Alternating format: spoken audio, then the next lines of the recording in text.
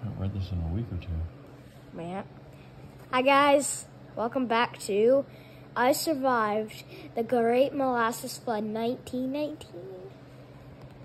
Chapter 6, almost 4 months later, January 15, 1919, 7:30 a.m. Carmen was awake, but she kept her eyes squeezed shut. The mornings were always the hardest. She finally eased her eyes open and took some deep breaths. She listened for Papa's voice in her mind, like she did every morning. Ooh, how do you say that? Buongiorno, buongiorno. No, I can do it. Mia ragazza. Buongiorno. Mia ragazza. Good morning, my girl. Good morning, Carmen whispered back. Hi, Carmi. The little voice chirped.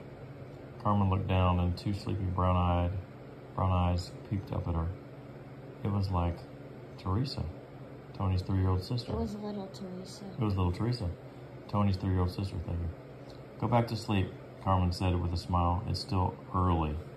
Teresa flashed a gap-toothed grin and closed her eyes. At the end of the bed, Tony's other little sister, Marie, was curled up under a tattered blanket. Carmen reached over and tucked her in tighter.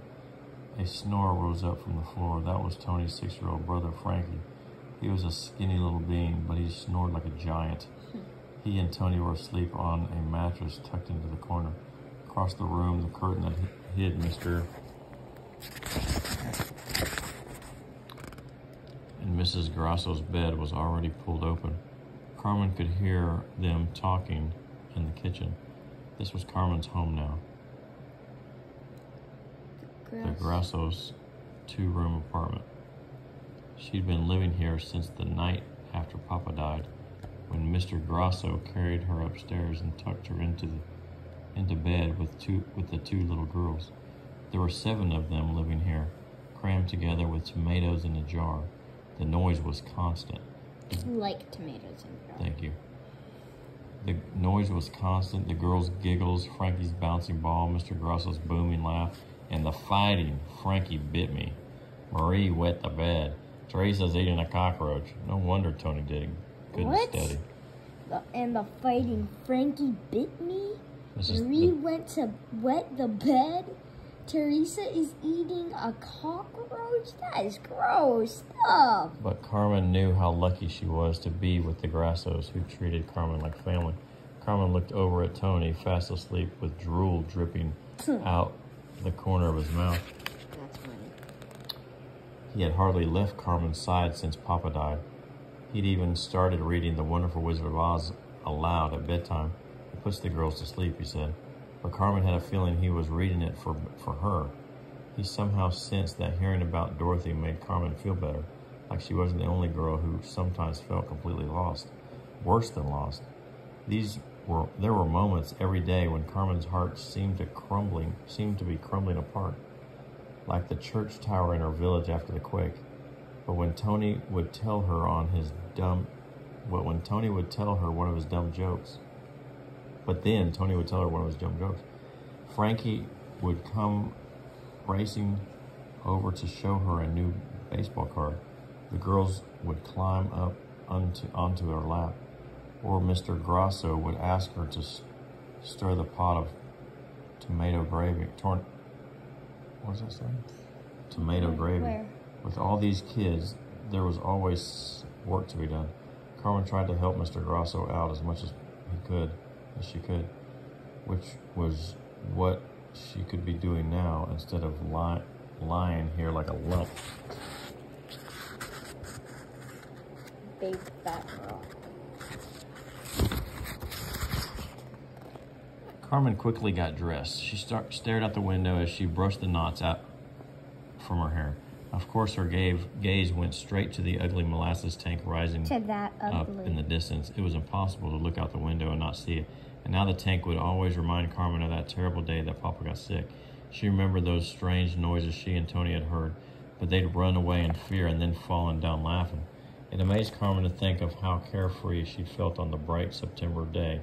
She'd had no idea that Papa was sick, that the Spanish flu had already sunk its fangs into Boston, that they would all soon find themselves caught in the middle of one of the deadliest disease outbreaks in history. The epidemic spread through Boston, across the country, and the world. Tens of millions had died so far.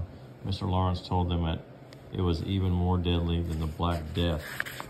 What was that? Plague that struck Europe during the time of the Knights.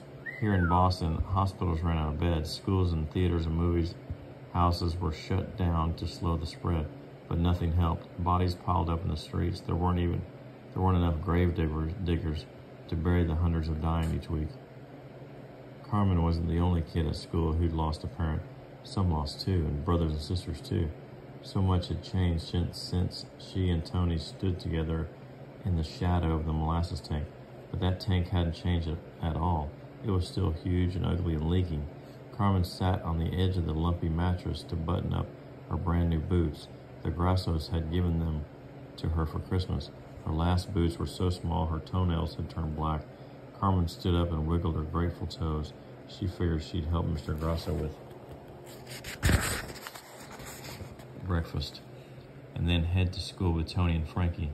She tiptoed toward the kitchen. She could hear Mr. and Mrs. Franco talking over Grasso talking over their morning cups of espresso, thinking. Carmen's a gem, Mr. Grasso was saying. That the kids adore her. They were talking about her. Carmen crept closer. They're talking about She her. sure is, Mr. Grasso agreed. Carmen flushed and smiled a little. When are we going to tell her? Mr. Grasso said. The ship doesn't leave for another week, Mr. Grasso answered. No need to worry her about the voyage. Carmen froze. Ship? Worry? It's such a long journey, Mr. Grasso said.